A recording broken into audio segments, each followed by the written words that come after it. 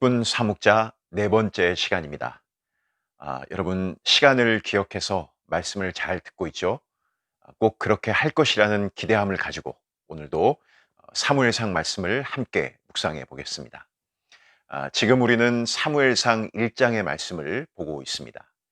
특별히 한나라는 인물에 초점을 맞추어 보고 있는 중입니다. 지난 시간에 보았던 9절부터 11절까지의 말씀을 통해서 한나가 보인 행동의 의미, 그리고 그녀의 기도가 어떤 조건을 내걸고 하나님과 거래하듯 한 그런 기도가 아니라는 것을 자신을 주의 여종이라고 세 번이나 반복해 사용한 표현 속에서 우리가 확인을 했습니다. 이제 오늘 본문은 11절 말씀과 자연스럽게 연결되어지고 있는 것을 우리가 알 수 있습니다. 한나가 오래 기도를 드리고 있는 모습으로 시작이 됩니다. 얼마나 오래 기도를 했으면 엘리 제사장이 그 한나를 아마도 유심히 지켜보다가 다가선 것으로 보이죠. 한나의 입술을 보니 소리는 들리지 않고 입술만 움직이는 것으로 보아서 포도주에 취한 것으로 오해를 합니다. 사람들마다 각각 기도하는 모습이 다 천차만별입니다. 어떤 사람은 소리를 내서 통성으로 기도하는 사람들도 있고, 또 어떤 사람은 전혀 어떤 미동도 없이 입술조차도 움직이지 않은 채 속으로 기도하는 사람도 있습니다. 반면 한나처럼 소리를 내지는 않지만 입술을 움직여 기도하는 사람도 만날 수 있습니다. 아마 여러분도 충분히 다양한 기도의 모습을 추측해 볼 수 있을 것이라고 봅니다.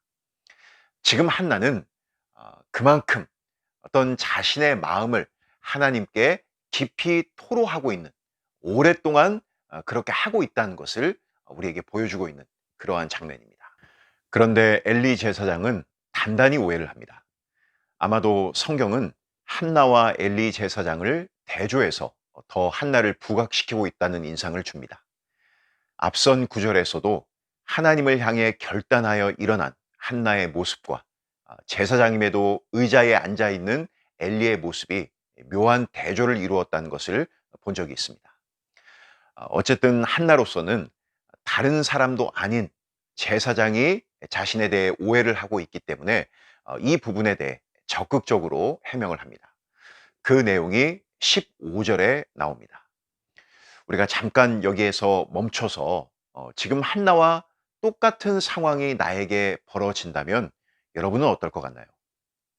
간절함으로 하나님께 기도하고 있는데 너 술 좀 적당히 마셔라. 언제까지 취해서 그렇게 살래? 이렇게 옆에 누군가가 와서 말하게 되면 당연히 기분이 나쁘겠죠. 하지만 한나는 그 표현을 그렇게 무례하게 말하지 않고 예의를 갖추면서도 단호하게 자신은 술 취하지 않았다라고 이야기를 합니다. 그러면서 나는 마음이 슬픈 여자라, 이렇게 엘리에게 말을 합니다. 여기 쓰인 나는 마음이 슬픈 여자라, 이 말을 의역해 보면 나는 마음을 굳게 먹은 여자입니다 라는 의미입니다. 누구에게요? 오직 하나님에게, 그 하나님을 의지하기로, 신뢰하기로 마음을 단단히 작정하고 기도를 하고 있다는 것이죠. 한나는 다른 어디에서도 자신의 문제를 풀 수 없기에 오직 하나님만을 의지하고 신뢰해서 마음을 토해내고 있는 것입니다. 엘리는 이런 한나의 상황을 전혀 알아채지 못한, 어쩌면 영적인 무감각함을 그대로 드러내 보이고 있는 것이죠. 여러분, 우리가 세상을 살다 보면 억울하고 원통한 일들을 많이 겪으며 살게 됩니다. 여러분도 그런 경험이 있었는지 모르겠습니다. 그 문제를 해결하려는 방법, 그런 원통함을 벗어나려는 방법으로 어떤 사람은 오늘 엘리의 말처럼 술을 가지고 풀려고 하는 모습들을 보게 됩니다. 술을 마시면 잠깐 내 문제를 잊게 해주는 그런 역할을 해주죠.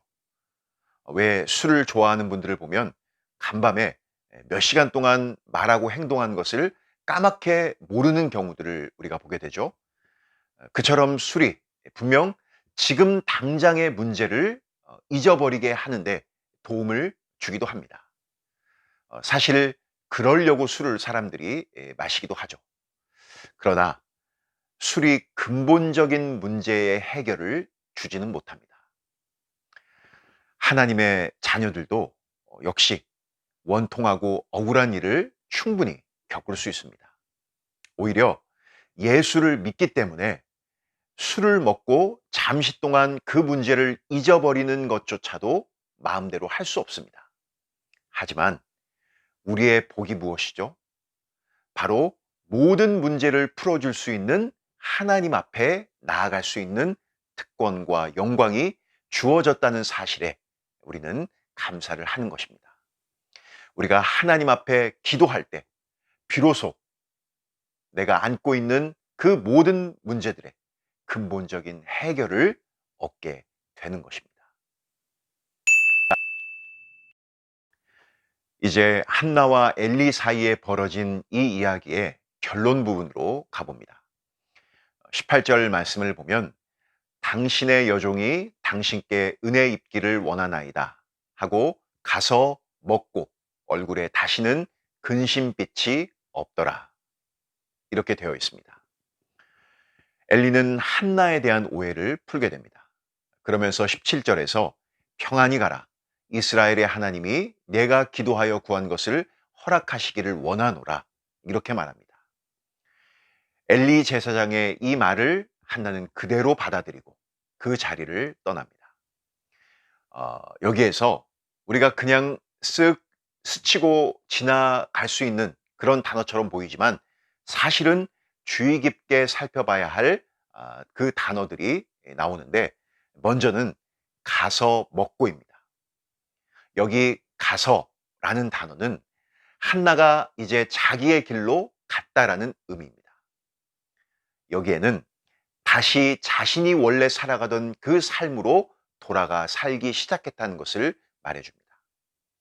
아들이 없는 것으로 슬픔과 고통 속에 얽매여 살지 않고 정상적인 삶으로 돌아간 것이죠. 그리고 그 정상적인 삶 속에 음식을 먹는 것이 포함되어 있습니다.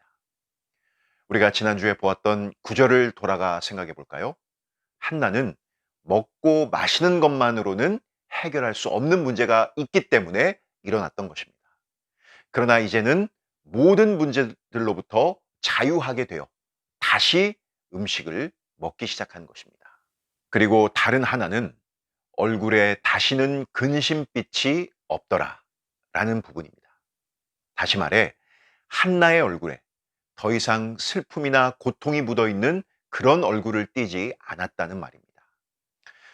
우리가 왜 근심이나 걱정 있는 사람은 웃어도 얼굴에 표시가 나는 경우들이 많이 있죠.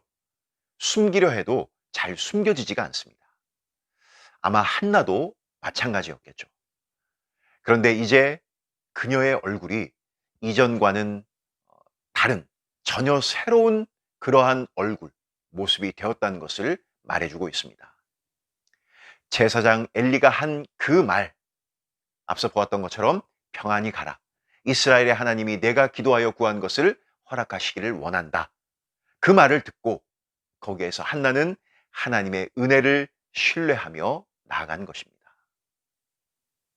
여러분, 그런데 우리가 지금 이 상황을 잘 보시게 되면 한나는 그녀의 상황이 사실 하나도 달라진 것이 없습니다. 그렇죠? 갑자기 아이가 생긴 것도 아니고 무슨 변화나 징조가 나타난 것도 아니라는 겁니다. 엘리의 그 말 한마디로 그런데 한나는 완전히 달라진 것입니다. 빌립보서 4장 6절부터 7절 말씀을 보면 우리는 한나의 이 변화가 무엇을 의미하는지를 이해할 수 있습니다. 아무것도 염려하지 말고 오직 기도와 간구로 너희 구할 것을 감사함으로 하나님께 아뢰라. 그리하면 모든 지각에 뛰어난 하나님의 평강이 그리스도 예수 안에서 너희 마음과 생각을 지키시리라. 즉, 기도란 아무것도 염려하지 말고 다만 모든 일에 우리가 구할 것을 하나님께 감사함으로 아뢰는 것입니다. 그러면 중요한 것이 우리가 구한 것을 하나님께서 주시는 것이 첫 번째가 아니라 모든 지각에 뛰어난 하나님, 모든 것을 알고 계신 하나님, 이미 우리가 기도하기 전에 우리의 형편을 훤히 알고 계시는 하나님의 평강이 그리스도 예수 안에서 우리의 마음과 생각을 지켜주신다는 사실입니다. 나의 상황은 여전히 그대로이지만 흔들리지 않고 하나님을 신뢰하는 것, 그것이 기도함으로 우리에게 허락해 주시는 복이라는 것이죠. 오늘 말씀을 통해서 우리 중고등부가 이러한 기도의 묘미를 알고 그 기도의 자리로 더 가까이 나아가 하나님을 신뢰함으로 견고한 믿음 위에 우리에게 주어진 상황과 형편과 어려움 속에서도 하나님 앞에 서 있기를 간절히 소망합니다.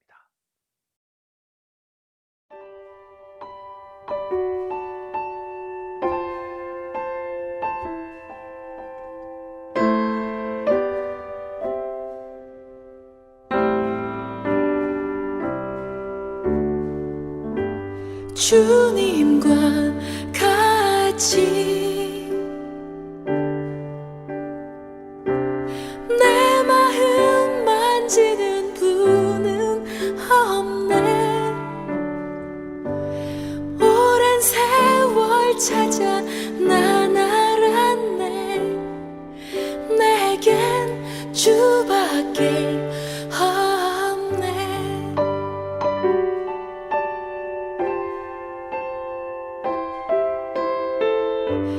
주님과 같이